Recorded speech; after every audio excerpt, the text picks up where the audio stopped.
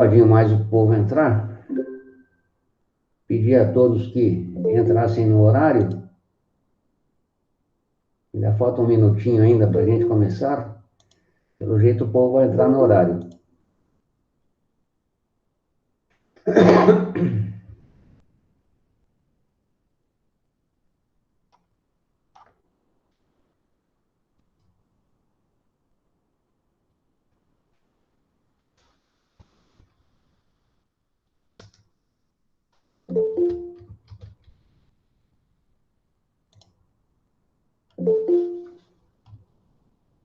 Mais alguns minutos.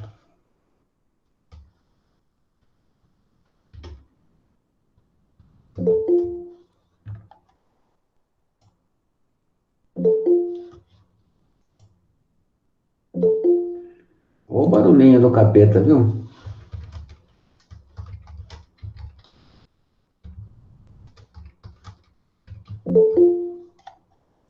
Professor, Diga. acho que foi na segunda aula que o senhor mandou para a gente ver sobre função. Aí no finalzinho dela você mostrou como é que a gente descobre por um gráfico se aquele gráfico representa uma função ou uma relação, se eu não me engano. Aí, Correto. aí você disse que quando a gente pega e traça uma reta perpendicular em qualquer parte do eixo X e ela Perpendicular. cruzar em dois pontos, significa que ela não é uma função. Correto. Se a gente fizesse essa mesma coisa, só que no eixo Y, se cruzasse em dois pontos, tudo bem, ela ainda consideraria uma função, né? Porque no Y eu posso ter, tipo, um X, eu posso ter dois Y, né? Espera aí. Repete essa última frase. Um X você pode ter dois Y. Não, pera, é o contrário.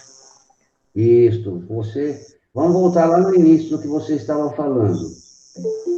No Y eu posso ter dois X, é o contrário. Você saberia me dizer por que, ao traçarmos uma reta perpendicular ao eixo X, se esta reta perpendicular ao eixo X cortar o gráfico apresentado em dois pontos, esse gráfico é de uma relação, não é de uma função? A minha pergunta é, por que que esse gráfico não é de função? Porque você está dizendo que o X, que deveria ter uma resposta só, está tendo duas no caso. Correto, exatamente. Ou seja, de modo mais preciso ainda, para um determinado valor de domínio X, nós teríamos dois valores de imagem Y. Este é o problema, entendeu? Sim. E agora, quando você traça uma reta perpendicular a Y, né? Portanto, paralela ao eixo X, traçou a reta, encontrou o eixo Y e cortou a função em mais de um ponto, o que é que significam estes cortes? Estes cortes significam imagens de função. Então, por exemplo, traçou uma reta paralela ao eixo X, portanto, perpendicular ao eixo Y. E ela cortou o eixo Y em 5. Aí, o que é que você faz? Você vai no gráfico e desce nos pontos de corte da reta um segmento perpendicular ao eixo X. Você vai encontrar todos os valores de domínio para os quais a imagem será sempre 5, supondo que ela cortou lá no eixo Y em 5, né? Entendeu o que eu falei? Não. Sim, entendi. Então é Obrigado, isso, professor. correto. Acho que agora já entrou todo mundo, acredito eu. Estou vendo aqui, tem 27 pessoas. Quantos alunos tem na sala? Eu não me recordo, por favor. 28. Faltam acho que duas pessoas, porque daí é 28 alunos e o senhor. E eu. Então, tem 27 pessoas na sala, então está faltando dois. Bom, pergunto novamente, já que quando eu fiz a pergunta, poucos estavam na sala. Acredito que uns 4, no máximo 5. O pessoal que está me ouvindo, tem alguma dúvida no capítulo 5, que trata de início de funções, conceito de função, domínio, imagem, etc, etc? Alguma coisa que eu possa esclarecer? Alguma dúvida? Algum exercício específico? Não? Bem, então, nós vamos dar sequência aqui no nosso estudo, eu imaginei que houvesse dúvida, mas paciência. Eu não me recordo se eu mandei para vocês o gabarito da unidade 5. Cheguei a colocar no Facebook o gabarito da nossa apostila? Eu acho que sim, né? Logo no começo. Vocês me ouvem? Sim, professor. Tá, ótimo. Mas Então, não precisa enviar o gabarito, não, porque a gente tem acesso às respostas. tá, mas não as soluções. As soluções não, mas se a gente perguntar, eles mandam. Mas pode mandar sim, então, as soluções. Porque Se você não mandou. eu tenho o gabarito da apostila toda, não só da minha parte, como também da parte do professor Zé Maria. De qualquer modo, eu não sei se eu mando, eu vou botar no Facebook. Eu acho que é mais fácil, porque daí, se for o caso, alguém pega e manda pro e-mail da sala, enfim. Vocês veem o que é melhor, né? E aí vocês ficam com não só a resposta, mas principalmente com as soluções. Muito embora as soluções que eles apresentam a nós, professores, é uma solução muito pobrinha. Ou, na realidade, não é pobrinha, é que, como é para professor, então eles economizam nos passos, né? E eventualmente pode ser meio complicado para este ou aquele entender como que o sujeito que resolveu chegou naquela resposta, tá certo? Mas, de qualquer modo, eu mando para vocês e aí também ajuda nos estudos à distância. E em havendo alguma dúvida, aí vocês especificam a dúvida e a gente otimiza o nosso trabalho e ganha tempo. Bem, na última aula, então, nós falamos da função de primeiro grau. Hoje nós vamos falar da função de segundo grau. E, na realidade, é uma revisão lá do ensino fundamental e também do ensino médio. Por quê? Porque no primeiro colégio a gente faz uma grande revisão, ou uma rápida revisão, mas bem abrangente, desculpe, da função de primeiro e de segundo graus, tá certo? Então, deixa eu achar a página aqui no livro, que eu derrubei o livro e ele mudou tudo.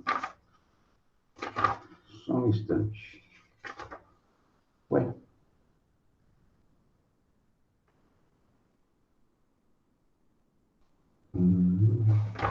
Caramba, cadê a página que eu tinha marcado? Sempre assim, a gente faz as coisas, quando vai ver, não dá certo. Porcaria. Desculpe. Cara, não é função de primeiro grau, não é função de segundo grau, é função de primeiro grau. No item 5, nós fizemos a introdução à análise de função. E no módulo 6, nós vamos ver introdução à função de primeiro grau. Basicamente, a função de primeiro grau, o que é?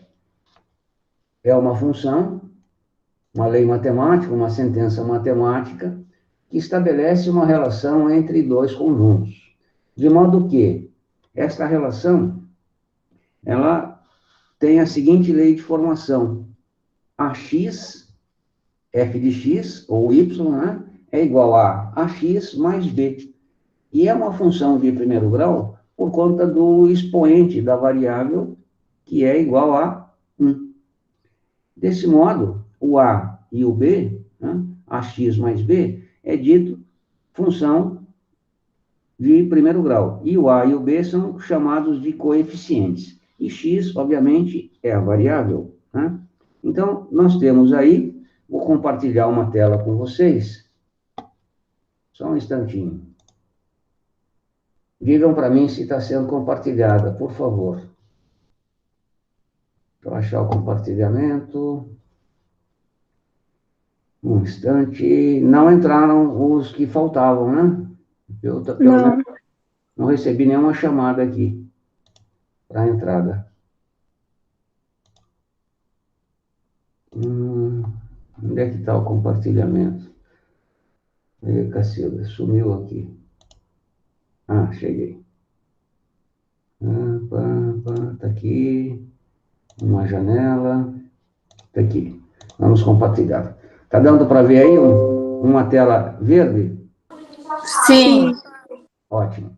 Então, conforme eu estava falando, a função de primeiro grau, ela é do tipo y igual a x mais b, ou ainda f de x é igual a ax mais b. Então, a e o b são chamados coeficientes e x é a variável.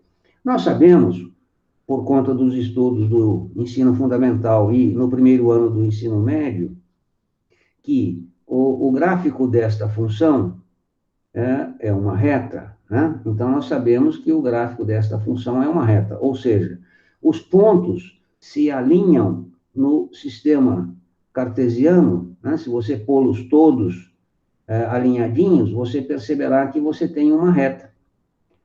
E, por ser uma reta, o traçado do gráfico fica bastante simples. Por quê? Lembrando da definição de reta. O que é uma reta?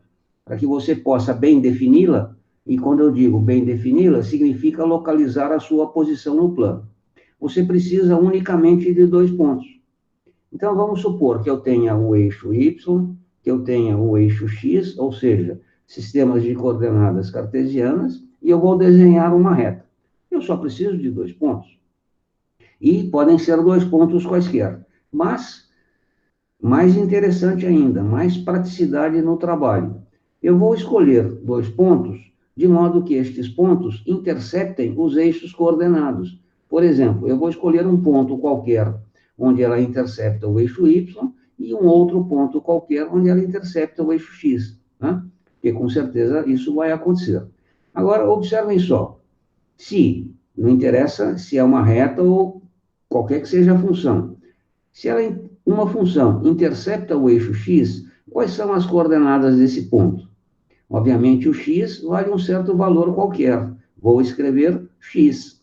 E, com certeza, o y vale 0. Portanto, eu concluo, né, que a minha função interceptará o eixo x sempre que o y for 0. Com certeza, né? De modo análogo, voltando agora aqui para o eixo y. Se a minha função, não interessa qual seja, intercepta o eixo y, as coordenadas desse ponto serão o quê? Um certo valor 0 em x, porque eu estou aqui na origem, e um certo valor y qualquer, né? Não interessa quanto, é um valor y. De modo que eu percebo que ela vai cortar o eixo y quando o x for 0. Então, com estas duas informações, eu consigo o gráfico da minha função de primeiro grau. Ou seja, são as duas perguntas que eu faço para traçar o gráfico. Então, vamos supor que eu tenha lá uma lei de formação do tipo f de x igual a 3x mais 8, por exemplo. Então, o problema pede, faça o gráfico desta função. Bem, vou responder as duas questões cruciais. Primeira questão, onde ela corta o eixo x? Bem, ela cortará o eixo x quando y for 0. Então, corta o eixo x quando o y é 0. Bem, se o y é 0, né, f de x é igual a x mais b. E eu posso escrever também que y é igual a x mais b. Então, no lugar de y, eu igualo a lei de formação. Portanto, vai ficar 3x mais 8, que é a minha lei de formação, terá que valer 0, que é o valor de y. Resolvo esta equação de primeiro grau resultante, passo o 8 para lá, levo o 3, que está multiplicando, dividindo, e eu descubro que ela corta o eixo x em menos 8/3. De modo análogo, eu faço a pergunta agora em relação ao eixo y. Então, onde a minha função cortará o eixo y? Como nós vimos, vai cortar o eixo y quando o x for 0. Né? Então, no lugar do x, eu coloco 0. Portanto, vai ficar o quê? Y, que é a minha lei de formação genérica, tanto y quanto f de x é a mesma coisa, y será igual a quê? A 3, que multiplica 0 no lugar do x, mais 8. Isto significa que 3 vezes 0 é 0, portanto, o y será igual a 8. O que é que eu encontrei aqui? O que é que significa este valor e este valor? Bem, aqui em cima significa que este é o ponto de coordenadas menos 8 terços e 0. E aqui significa que este é o ponto de coordenadas 0 e 8. Então, de modo bem simples, eu consigo traçar o gráfico da função de primeiro grau, né? Vamos apagar isso aqui. Apagando, pronto. Aí, eu vou lá e traço o gráfico. Eixo Y, o eixo X, né? E eu tenho lá, vou marcar o ponto 0 e 8, ou seja, 0 em X, 8 em Y. Está aqui em cima, em algum lugar. Né? 0 e 8. Vou marcar o ponto menos 8 terços de 0. Menos 8 terços, algum lugar por aqui, não interessa onde. Né? Então, aqui é menos 8 terços. Agora, eu vou e traço o gráfico da minha função. Ligando esses dois pontos, ó, eu tenho que isto aqui é a minha f de x. Pronto. Então, eu obtive o gráfico da função através de dois pontos. Lembrando, né, que este ponto intercepta o eixo x, é chamado de raiz ou zero da função. Por que ele é chamado de zero? Simples, porque este ponto, ele tem o y igual a zero, por isso que ele é chamado de zero, certo? Então, o zero da função é onde ela corta o eixo x, e onde ela corta o eixo x é chamado de raiz, né? Também. Aí nós notamos algo interessante aqui. O que é que podemos observar? Que a nossa função, o nosso gráfico, ele faz um certo ângulo com o eixo x, né? Este ângulo, ele, no caso, é menor que 90 graus. Toda vez que o coeficiente A ou o coeficiente da variável x for um número positivo, o ângulo que a reta faz com o eixo x será menor que 90, sempre, né? E, de modo análogo, se eu tivesse uma função f de x igual a menos 3x mais 8, por exemplo, agora eu tenho o coeficiente a, um número menor que zero. Se isto ocorresse, eu teria a seguinte situação, pensando só no eixo x. Eu tenho aqui o eixo x, o meu gráfico estaria desta forma. Vou colocar em outra cor. O meu gráfico estaria desta forma, de modo que o ângulo que a reta faz com o eixo x será um ângulo maior que 90 graus. Então, toda vez que o A, coeficiente de x, for positivo, nós temos um ângulo menor que 90 graus. Toda vez que o A for negativo, nós temos um ângulo maior que 90 graus. E isto é chamado de coeficiente angular da reta. É algo muito importante. Por quê? Porque vai caracterizar a reta como uma reta crescente ou uma reta decrescente, ou uma função crescente ou uma função decrescente. E aí nós recordamos lá dessa história de função crescente ou decrescente. O que é que significa isso? A função será crescente quando você aumenta o valor do domínio, a imagem também aumenta. Pô, não entendi. Está obscuro. Não tem problema. Vamos fazer aqui uma situação onde isto é apresentado. Observe esse primeiro gráfico aqui. Vamos pegar aqui um certo valor x. Por exemplo, este ponto aqui. Cadê a sua imagem? Eu desço, encontrei o gráfico, vou em direção ao eixo Y e tenho aqui a imagem correspondente a este valor X. Venho caminhando para a direita, portanto, o meu X está crescendo. Quem que está querendo entrar? Não, ninguém, né? Eu escutei um barulhinho. Bem, deixa para lá. Então, o meu X está crescendo. Aí eu pego este valor, vou até o gráfico, encontro esta imagem. Pego este outro valor de X. Note que eu tinha este, vim para este, agora estou neste. Portanto, o meu X está crescendo. A imagem está lá em cima. Quer dizer, eu tinha uma imagem aqui embaixo, depois ela passou para cá, agora ela passou para lá. Portanto, à medida em que o X cresceu, a imagem também cresceu. Portanto, ela é uma função dita crescente. E ela é crescente por conta da inclinação do ângulo que ela faz com o eixo. Certo? Se o ângulo é menor, ela é dita crescente, porque ela, com esta inclinação, caracteriza crescente. Então, para que saibamos se uma função de primeiro grau é crescente, basta observar o valor do A. Né? O A da minha função é que determinará se ela é ou não uma função crescente. Então, ela será crescente se o A for positivo. De modo análogo, ela será decrescente se o A for negativo. E por que ela é decrescente? Fazendo a mesma análise que fizemos no gráfico anterior, pego este valor de X. A imagem está em algum lugar aqui. Né? Embora não tenha um eixo Y, eu sei que está em algum lugar aqui. Pego esse outro valor de X. Caminho, a imagem está por aqui. Pego este valor de X. Caminho, note que a imagem agora está aqui embaixo.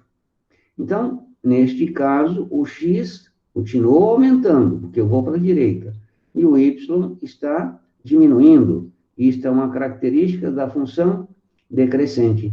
E será decrescente sempre que o coeficiente A for um número negativo. Então, duas informações úteis, importantíssimas, que eu passei nesta tela, neste slide que eu estou fazendo aqui. Qual foi a primeira? Como traçar o gráfico da função de primeiro grau. Veja onde ela corta X, veja onde ela corta Y. E a segunda, a inclinação, que depende do coeficiente A, né, que é o coeficiente angular. Então, nós chamamos,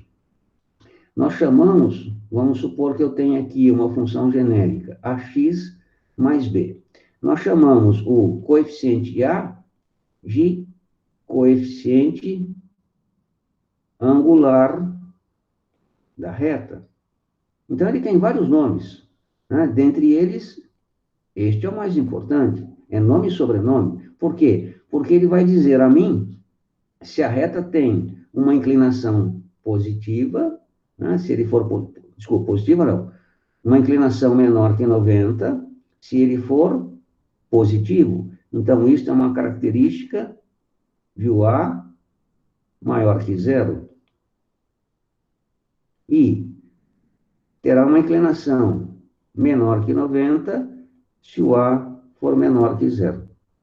Tá certo? E se tem uma inclinação maior que 90, a reta é dita crescente. Se tem uma inclinação menor que zero, a reta é dita decrescente. Tá, mas qual é a importância disso? Tem várias implicações. Dentre elas, a principal, pelo menos agora inicialmente, é quando nós tratamos do estudo do sinal da função. Estudar o sinal de uma função de primeiro grau é a mesma coisa que estudar o sinal de qualquer função. Ou seja, estudo do sinal de uma função, basicamente, significa verificar o quê? Para quais valores da imagem, né, de X, né, então, para quais valores de domínio eu terei imagens positivas, negativas ou nula. Então, a minha questão a ser respondida é esta. Para qual valor de domínio acontece isto aqui? Né? E agora, com esta informação, Fica fácil. Então, vamos ver aqui uma função, aquela função inicial que nós fizemos lá. Já vou resgatá-la no primeiro slide, para que a gente possa discutir. Veja, ela corta o eixo Y em 8 e o eixo X em menos 8 terços. Então, vou desenhá-la aqui.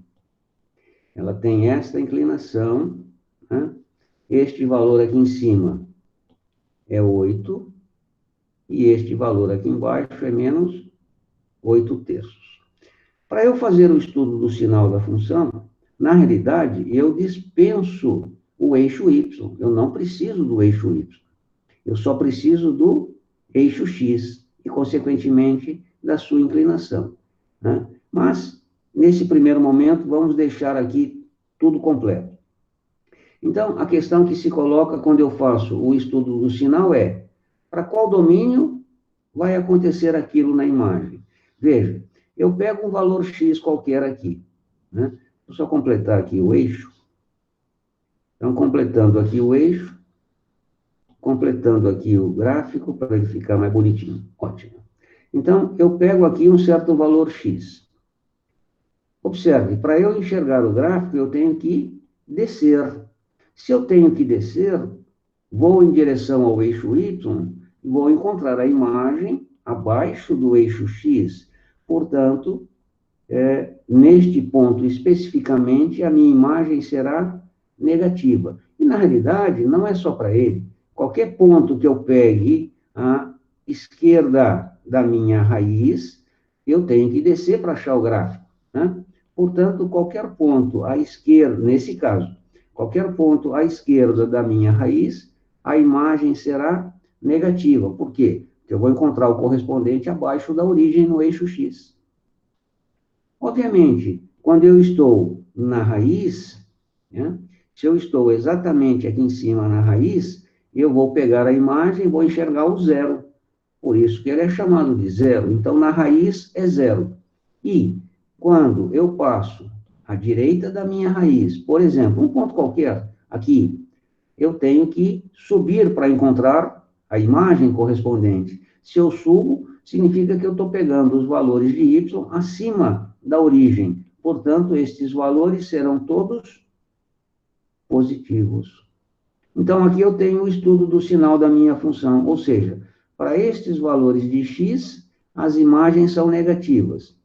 Para estes valores à direita aqui de x, as imagens serão positivas. E na raiz será zero. Aí eu vou lá e escrevo esta informação. Então, a minha imagem será positiva quando o x for maior que menos 8 terços. A minha imagem será negativa quando os valores de x forem menores que 8 terços. E a minha imagem será nula quando o x for menos 8 terços. E, com isto, eu tenho o que nós chamamos de estudo do sinal da função.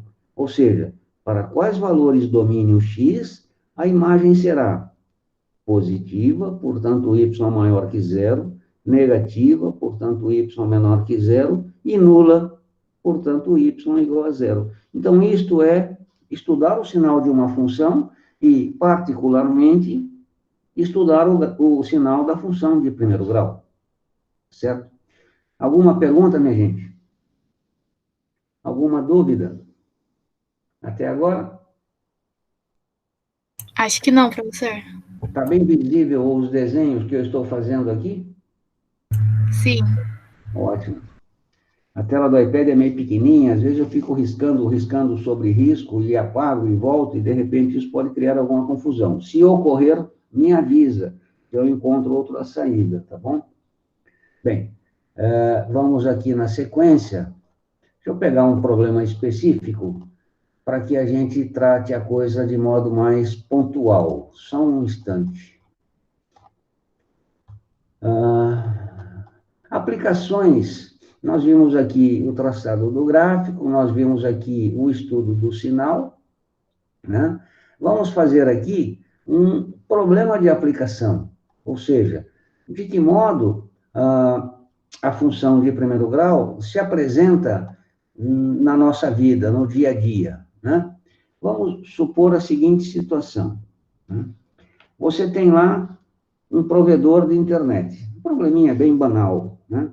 Você tem um provedor de internet e você está querendo contratar os serviços do sujeito.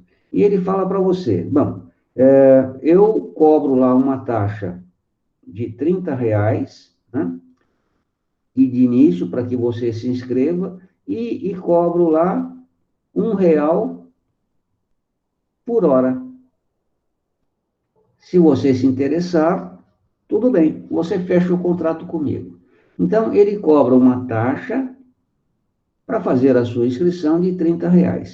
E vamos supor que ele cobre por hora que você utiliza R$ 1. Aí você vai avaliar se é conveniente para você. Supondo que o contrato não seja por largura de banda e tal. Você tem largura de banda total aqui, né? A questão que se coloca é, quanto você vai pagar por mês? Bem, você vai pagar por mês dependendo do seu uso, né? Se você vai ficar logado 24 horas por dia é uma coisa, se não... Então, o pagamento mensal, né?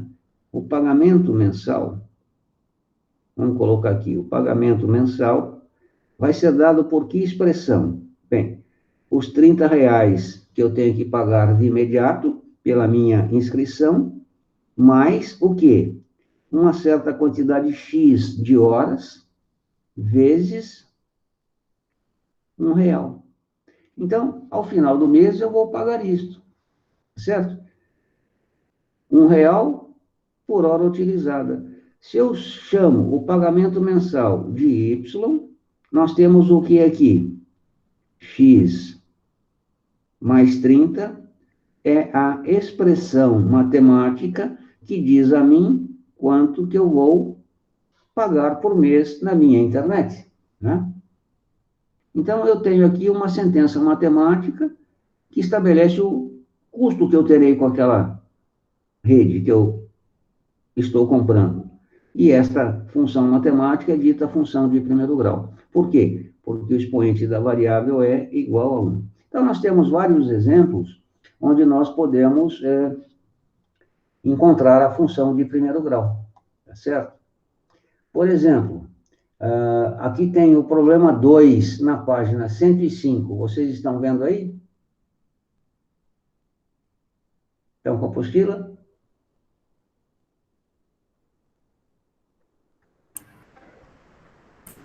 Na página 105. Dá uma espiadinha aí, por favor.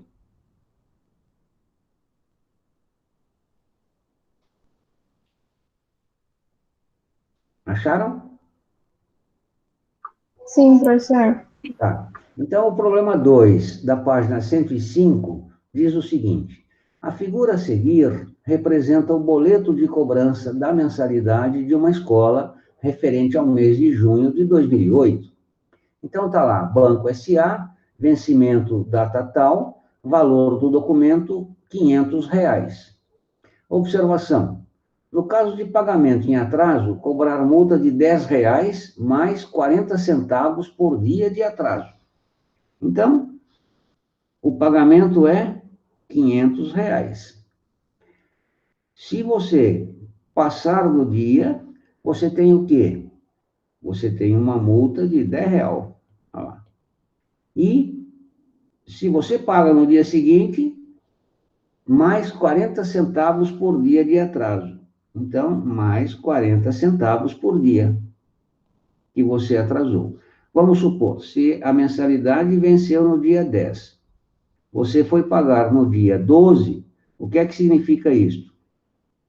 Que você vai pagar os R$ 500, que é a mensalidade, você vai pagar mais R$ 10 de multa, e quantos dias você atrasou? Era para pagar no dia 10, 11, 12, 2 dias. Então, 2 vezes 0,40. É esse o pagamento que você fará. E assim, sucessivamente. Então, Se M de X é o valor em reais, lendo aqui o problema. Se M de X, então eu tenho que M de X é o valor em reais da mensalidade a ser paga, em que X é o número de dias de atraso, né? Então, aqui o X é dias atrasado. Então, qual é o valor a ser cobrado? Qual das expressões representa aqui o valor a ser cobrado? Né? Aqui eu já fiz praticamente a resposta. Vai ser os R$ 500 mais os R$ 10 de multa, mais o quê? X vezes 0,40. Portanto, o valor a ser pago, a minha mensalidade, vai ficar em quê? 510 mais 0,4 de X. Eu posso pô-la neste formato ou posso pô-la neste formato. Aí não interessa muito, não. Mas a forma mais elegante é esta daqui. Ou seja, eu tenho aqui o quê? Isto aqui é um polinômio, e normalmente, quando trabalhamos com polinômio, nós devemos tê-lo na ordem decrescente em relação aos expoentes das suas variáveis. X elevado a 1, aqui você não está vendo, mas tem 1, x elevado a 0. Então, é sempre em ordem decrescente. É uma questão de elegância quando a gente trabalha com as sentenças matemáticas. Então, está aqui um exemplo, né, da função de primeiro grau, um caso corriqueiro. E por aí vai. Temos muitos exemplos desta forma, certo? Deixa eu ver um outro problema aqui que eu tinha separado.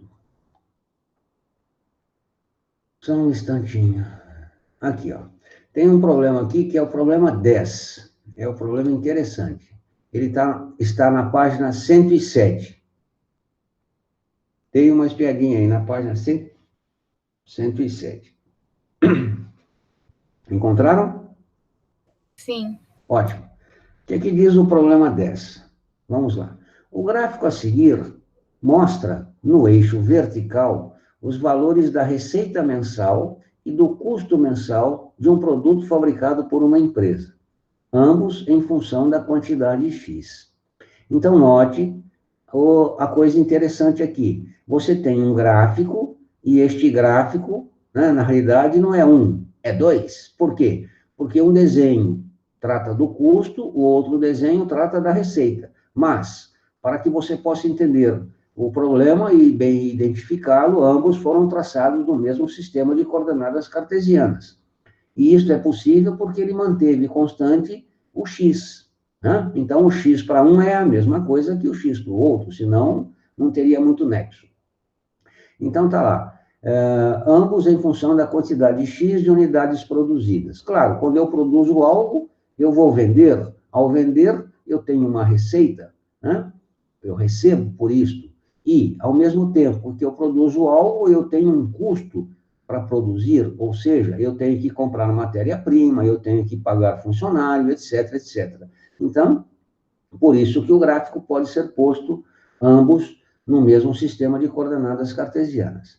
Então, sabendo que toda a produção é comercializada, ou seja, não deixei de vender nada, tudo que eu produzi eu vendi, para que essa empresa tenha lucro, deverá produzir uma quantidade mínima de unidades desse produto. Igual a quanto? Bem, como é que eu faria, né, para poder resolver este problema? Eu gostaria que vocês pensassem aí, dou 5 minutinhos para que vocês imaginem como resolver o problema e tentar resolvê-lo. Vamos lá?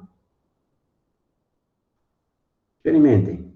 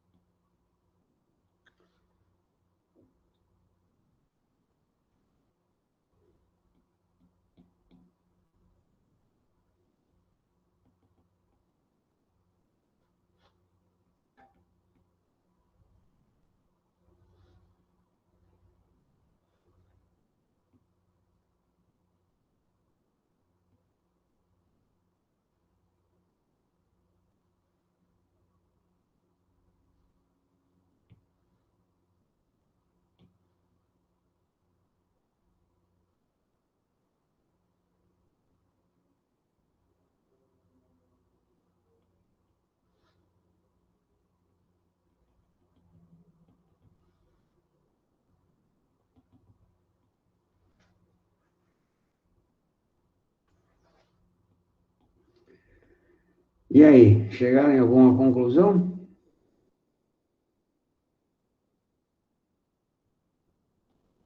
Alguém resolveu? Professor, tipo, eu sei, acho que o que tem que fazer, só que na hora de fazer eu não consigo. Tá, eu vou dar uma dica aqui, geométrica, ao invés de algébrica. Vocês estão vendo o desenho que eu fiz aí? Está meio mal feito, mas eu não quero...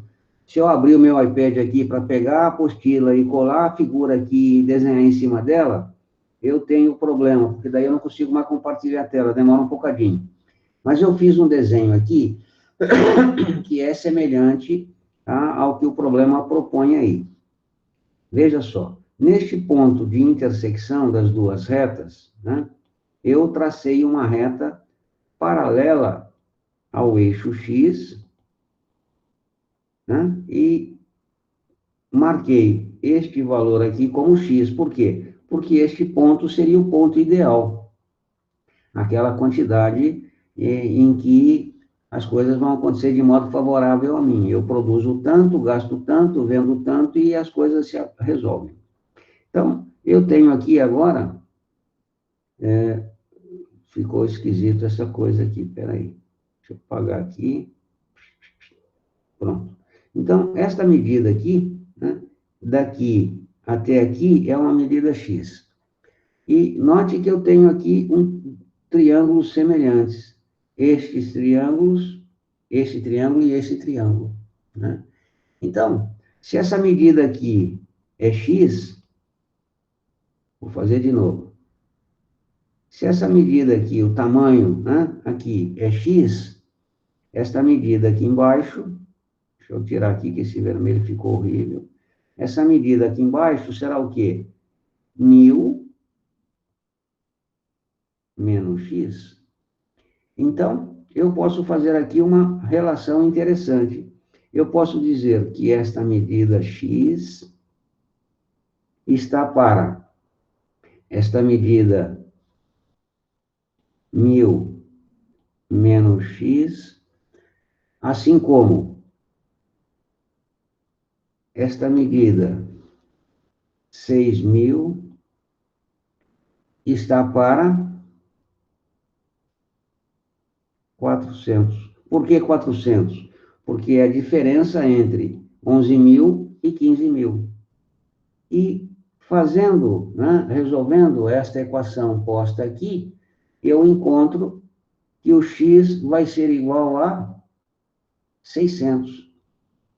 Bem, se você fizer algebricamente, né, vai chegar na mesma resposta, só que com um bocadinho mais de trabalho, você vai cair no sistema. Mas o principal aqui é, qual o significado destes 600? Bem, esse 600 seria esse ponto onde a função receita e a função custo se encontram, exatamente nesse ponto. O significado dele é o seguinte, aquilo que eu gastei para produzir foi exatamente o que eu recebi com a venda. Eu não estou nem ganhando, nem perdendo, né? É o que o povo chama trocar cebola. Quando você trabalha e o que você gastou é exatamente aquilo que você obteve com o resultado do seu trabalho, o pessoal diz que é trocar cebola. Não sei por quê, mas é isso que eles dizem. Então, esta aqui é o valor mínimo de produção que eu tenho que ter para que eu não tenha prejuízo. Note que qualquer valor, né, abaixo aqui, eu terei prejuízo. E qualquer valor acima aqui, eu tenho lucro. Por quê? Porque daí, ó, olha só, eu subo, acho o gráfico da receita e vou em direção ao eixo Y. Isso quer dizer o quê? Que a minha receita é maior que o meu custo. Portanto, a resposta do problema é, acima de 601 unidades, eu estarei no lucro, né? Claro que quanto mais, no caso aqui, eu produzir, mais lucro eu terei. Então, a produção mínima, para que eu tenha o mínimo lucro, 601 unidades.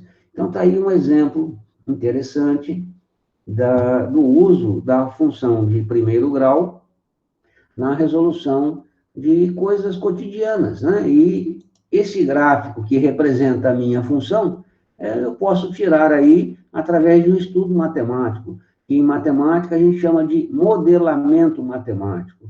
Vocês querem ver um exemplo?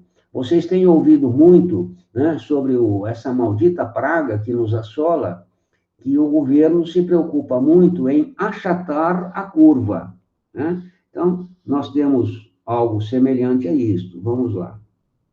Eu tenho o eixo X, tenho o eixo Y. Se a minha curva está muito acentuada, aqui significa mortes de pessoas. E aqui significa número de pessoas contaminadas. Então, se a minha curva está muito alta, né, significa que em pouco tempo, né, eu tive muitas pessoas contaminadas e acabaram morrendo. O que o governo pretende é fazer isto. Ou seja, aquele ponto que estava lá em cima, ele está aqui. Mas o tempo que era curto, agora ficou um tempo grande. Eventualmente até pode morrer a mesma quantidade de gente. É pouco provável que isso aconteça. Mas o que acontece é que eles vão morrer ao longo de um tempo maior. E por que ele precisa achatar a curva? Ou seja, trazer aquele ponto de máximo cá para baixo.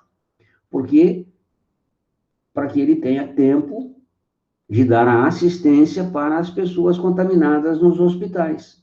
Hoje você tem lá praticamente todos os leitos de UTI, etc., ocupados. Isso significa o quê? Que quem chegar no hospital numa situação de emergência vai ter que esperar alguém morrer ali para que ele dê o lugar para aquele que está chegando.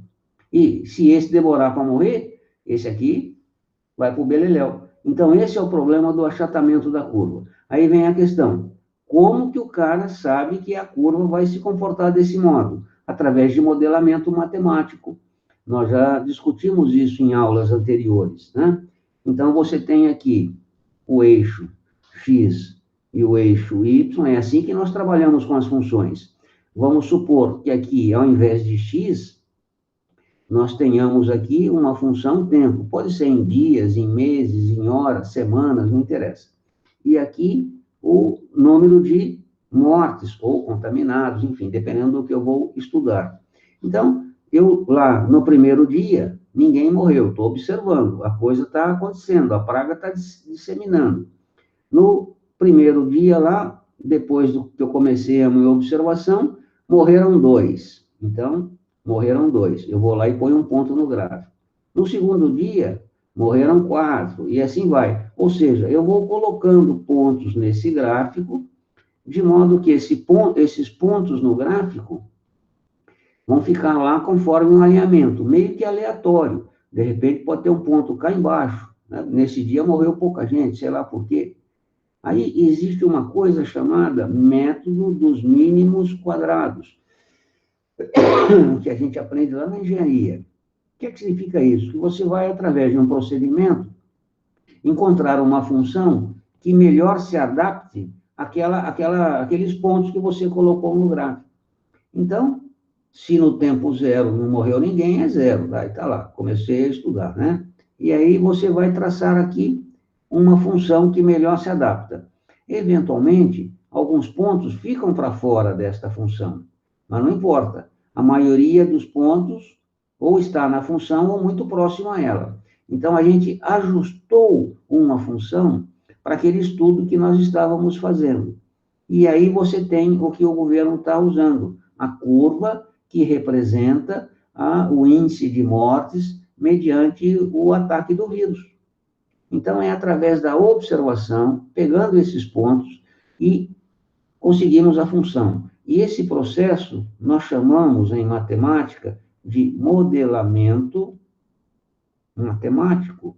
Ou seja, eu pego um problema da vida real, faço uma análise desse problema e tento adequá-lo à linguagem matemática, porque a matemática, na realidade, é um conjunto de ideias que acaba se expressando através de símbolos, né? Por exemplo, esse símbolo aqui, para quem não conhece, é grego, né?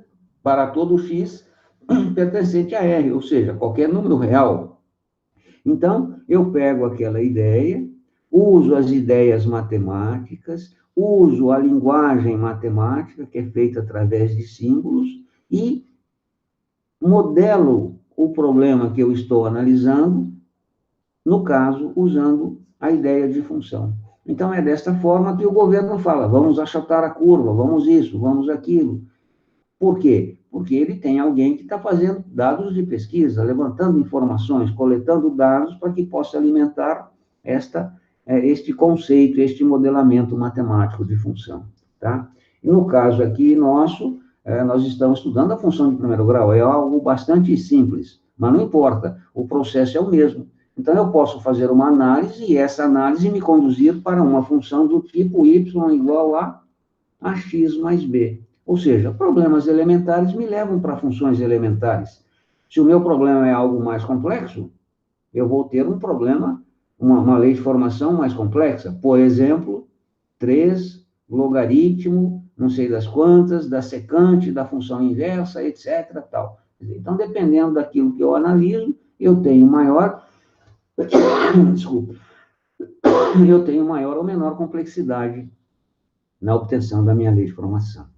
Está entendido, minha gente? Alguma pergunta? Eu garfo falar aqui, estou carente de falar com as pessoas, e eu esqueço que vocês também têm que falar. Alguma pergunta? Não?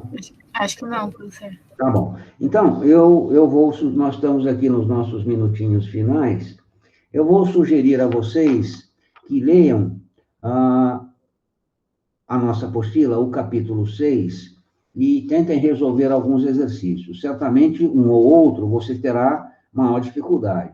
Não se acanhe, pergunte, né? Eu estou aqui à disposição.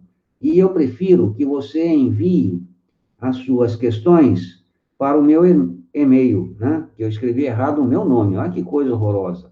É que um cara erra o nome, né? armando@unital.br. Não tem como. Então, você mandando um e-mail com a sua dúvida para mim, eu de pronto respondo. Se for algo assim grande, que eu imagine que outros também terão, eu aguardo a nossa aula, ou então faço uma videoaula, mais legal ainda, faço uma videoaula sobre o assunto e publico lá no plural, para que todos tenham acesso. Aí, aquele que ainda não chegou naquele tópico, quando chegar e tiver o problema, ele vai resgatar essa videoaula. Então, por favor, tendo alguma dúvida, por mais...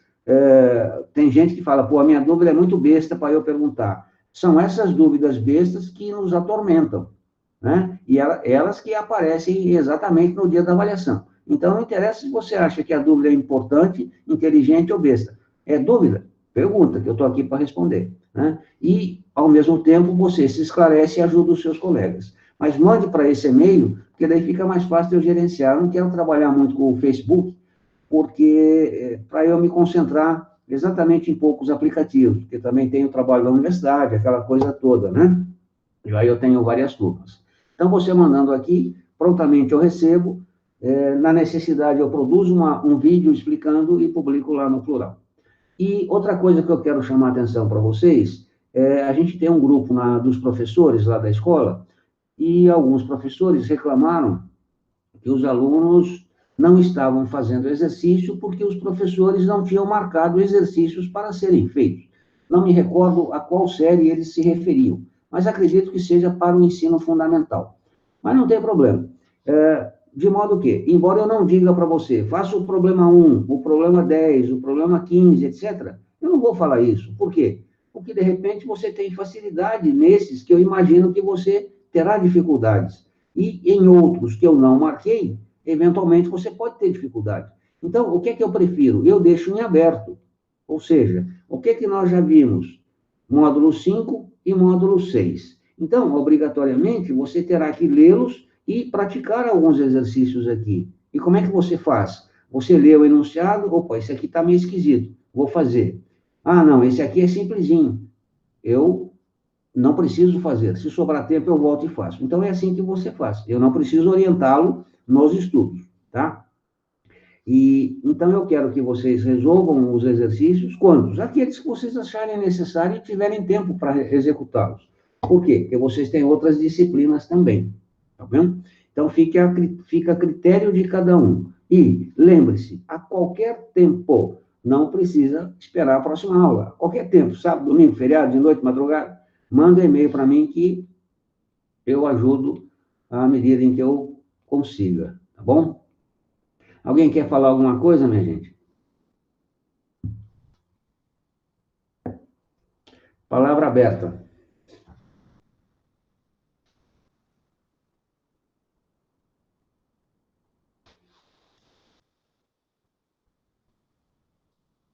Todos digitaram o nome aí no chat para eu poder saber quem estava presente, por favor?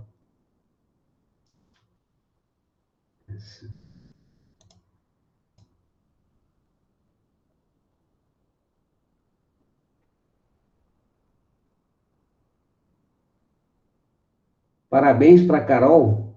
Aniversário da Carol hoje? Sim. Ei, Carol, parabéns, Carol. É chato não poder receber os amiguinhos, abraçar, beijar, né? Mas também eu estou nesse esquema. Faz o quê? A última vez que eu vi a minha filha foi no dia 1º de março, que foi o aniversário dela, né? E desde 1º de março, eu não vejo a minha pequena. A outra passou por aqui, mas eu vi de longe, lá da rua. Não pude agarrar, abraçar e beijar, coisa que eu gosto de fazer. É a vida, né? Paciência. Pois é, professor, mas obrigada. Um beijão para vocês, saudades muitas.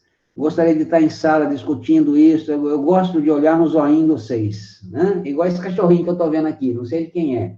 Por sinal, o cachorrinho da minha filha morreu um tempo atrás aí, mês passado.